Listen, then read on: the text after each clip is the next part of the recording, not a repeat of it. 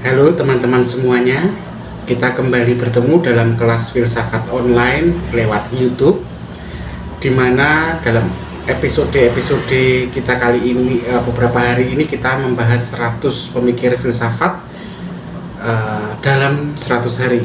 Nah, hari ini kita akan mencoba membahas seorang tokoh yang baru, yang tentu saja sangat menarik dalam dunia lagi-lagi psikologi ya, tapi ini adalah tentang psikoanalisis, masih tentang itu, dan sosial. Nama filsuf kali ini saya yakin teman-teman juga pernah mendengarnya, karena kutipan-kutipannya sering kali muncul di media sosial maupun di beberapa buku-buku populer. Namanya adalah Erich Fromm. Nah, Fromm itu dikenal dengan teori-teorinya yang berkutat di sekitar cinta, kebebasan, dan alienasi atau keterasingan dalam masyarakat modern. Nah, tunggu apa lagi? Kita akan mulai membahas Fromm dan melihat bagaimana pemikirannya itu mampu mengungkap hubungan kita dengan dunia dan diri kita sendiri. Pertama-tama kita akan memulainya dari mengenal dulu siapa sebenarnya Erich Fromm. Erich Fromm lahir tanggal 23 Maret 1900 di Frankfurt, Jerman. Fromm adalah seorang psikoanalis, seorang sosiolog, dan juga pastinya filsuf yang menggabungkan pemikiran psikoanalitik dengan wawasan sosial dan budaya. Teman-teman, Fromm ini dikenal dan diakui karena kemampuan dia untuk menyeimbangkan teori psikoanalisis dengan kritik sosial kepada masyarakat modern. Nah, berbeda dengan Freud ya, yang sudah kita bahas 2 video sebelumnya, yang lebih fokus pada insting dan konflik psikologis individu, Erich Fromm lebih tertarik pada bagaimana kondisi sosial dan kebudayaan itu mempengaruhi kehidupan batin manusia, kehidupan batin kita, saya dan Anda. Setelah melanjutkan studi di Jerman, Fromm ini bekerja bersama dengan tokoh-tokoh besar dalam bidang psikoanalisis. Dia bekerja dengan Wilhelm Reich dan juga dia bekerja dengan Sigmund Freud. Namun dalam perkembangannya, seperti biasa para intelektual, ada perbedaan pandangan, sehingga Fromm lebih menitik beratkan pada aspek humanistik dan aspek sosial, dan dia melangkah ke jalur yang berbeda akhirnya.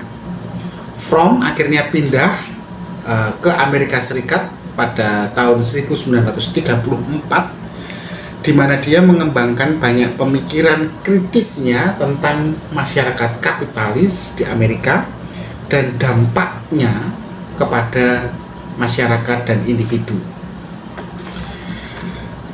Nah, teman-teman, ini yang mungkin menarik sekali bagi kita. Jadi salah satu tema utama dalam pemikiran Fromm adalah mengenai cinta. Dalam bukunya yang terkenal, The Art of Loving,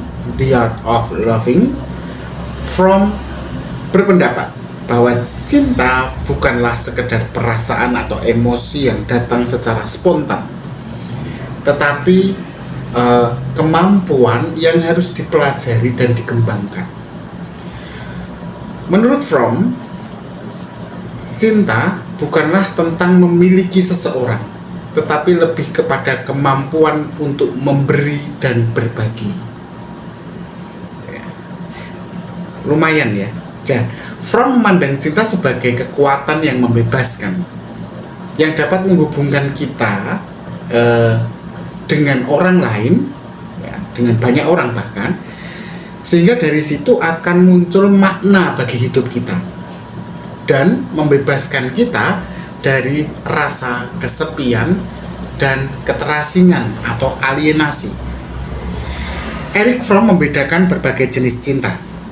Ada cinta romantis, ada cinta persahabatan, ada cinta kasih sayang terhadap keluarga, dan yang paling penting cinta terhadap diri sendiri. Ya, jadi ada cinta romantis, cinta persahabatan, cinta kasih sayang kepada keluarga, dan cinta terhadap diri sendiri. Menurut Fromm, cinta sejati adalah cinta yang tidak bersifat egois dan tidak berdasarkan pada pemenuhan kebutuhan pribadi semata, melainkan didasarkan pada kepedulian dan perhatian kita kepada orang lain.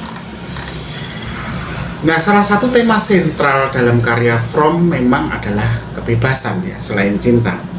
Dia mengamati bahwa dalam masyarakat yang modern, meskipun kita memiliki kebebasan yang lebih besar dalam hal pilihan dan kesempatan, kita ternyata mengalami alienasi atau keterasingan dari diri kita sendiri dan dari orang lain. Fromm berpendapat bahwa meskipun kebebasan eksternal itu penting, kebebasan dari tekanan luar, maksudnya ya, dari ikatan penindasan di luar diri kita, itu memang penting, ya, kemerdekaan lah istilahnya begitu. Tetapi kebebasan yang sejati itu justru tidak berasal dari keterlepasan dari hal-hal yang eksternal, tetapi datangnya kebebasan sejati itu dari kemampuan kita untuk mengendalikan hidup kita sendiri dan kemampuan kita untuk mewujudkan potensi kita sebagai individu yang utuh. Teman-teman, tapi Fromm menunjukkan, ya, sisi gelap dari kebebasan tersebut. Dalam bukunya yang judulnya Escape from Freedom, Fromm ini mengemukakan bahwa kebebasan itu justru bisa membawa kita pada keterasingan, pada rasa cemas atau kecemasan, dan sekaligus kebingungan.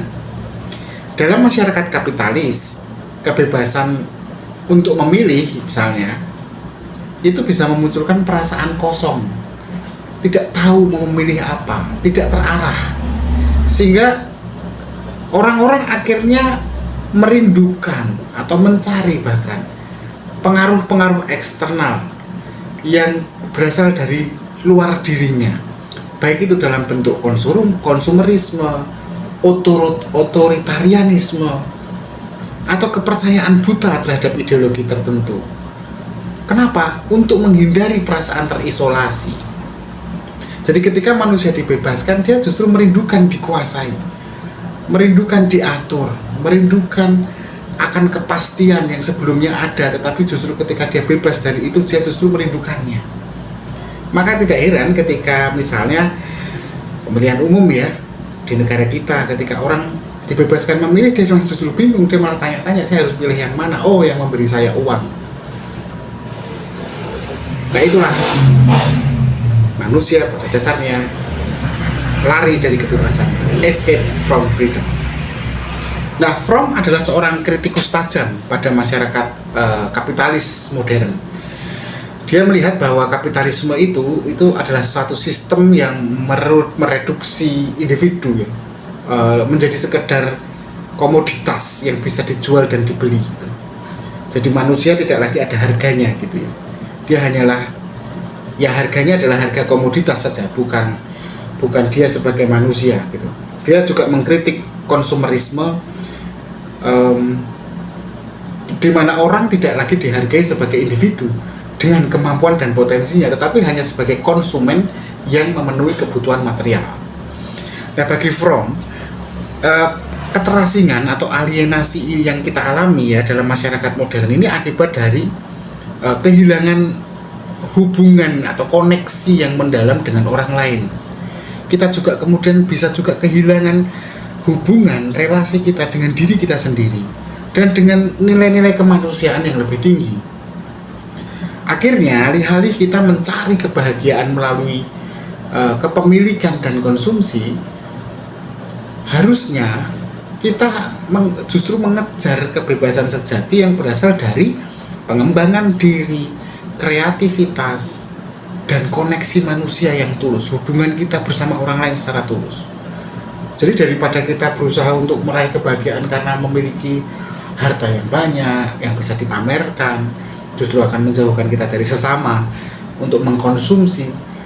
From mengajak kita untuk memerdekakan diri kita lewat pengembangan diri kita, kreativitas kita, dan koneksi kita bersama orang lain. Nah, pengaruh from, teman-teman, kita sudah melihat ya garis besar pemikirannya. Lalu ada nggak pengaruhnya dalam bidang psikologi dan budaya gitu? Ya jelas ya. Dalam bidang budaya, dalam bidang psikologi, dalam bidang sosiologi, pengaruh from besar sekali. Konsepnya misalnya tentang cinta, tentang kebebasan, dan tentang keterasingan yang tadi sudah kita bahas itu sangat relevan kan dengan tantangan yang kita hadapi sebagai bagian dari masyarakat modern hari ini, di mana banyak orang kan memang merasa terisolasi meskipun mereka berhubungan dengan banyak orang lewat teknologi media sosial, tapi dia tetap merasa terisolasi, seolah-olah tidak ada yang memahami dirinya, dan dia juga tidak memahami orang lain. Apa yang dia yakini hanya apa yang dia lihat, bukan apa yang dia rasakan dari apa yang dirasakan orang lain, empati dan sebagainya itu. Nah, pemikiran from ini banyak mempengaruhi juga terapi humanistik yang menekankan pentingnya hubungan otentik bersama orang lain, pentingnya pertumbuhan pribadi, dan juga mempengaruhi terapi humanistik yang menekankan pada pencarian makna hidup. Erich Fromm menjadi salah satu tokoh yang menekankan ini, pentingnya keseimbangan antara kebutuhan kita sebagai individu dan tanggung jawab sosial kita. Selain itu, Erich Fromm juga menekankan pentingnya cinta dalam penyembuhan luka-luka psikologis dan sosial kita. Saya pikir cukup sekian teman-teman tentang Erich Fromm. Yang jelas dia mengajarkan semacam seni menjalani kehidupan yang penuh cinta, yang memuat, yang mengandung kebebasan sejati, kebebasan menjadi diri kita sendiri secara otentik. Dan dia mengajarkan seni untuk bisa menghubungkan diri kita lagi dengan kemanusiaan kita yang mendalam bersama diri kita sendiri dan orang lain. Dalam dunia yang semakin teralienasi dan penuh tantangan seperti hari ini, pemikiran Fromm memberikan jalan untuk menemukan kembali makna dan keterhubungan diri kita dengan orang lain yang selama ini mungkin terabaikan. Silakan teman-teman bila ingin berpendapat atau ingin menambahkan sesuatu di kolom komentar. Jangan lupa untuk like, subscribe, dan aktifkan lonceng notifikasinya agar teman-teman bisa terus menikmati video-video pemikiran yang lebih mendalam. Sampai jumpa, terima kasih, tetap berpikir kritis.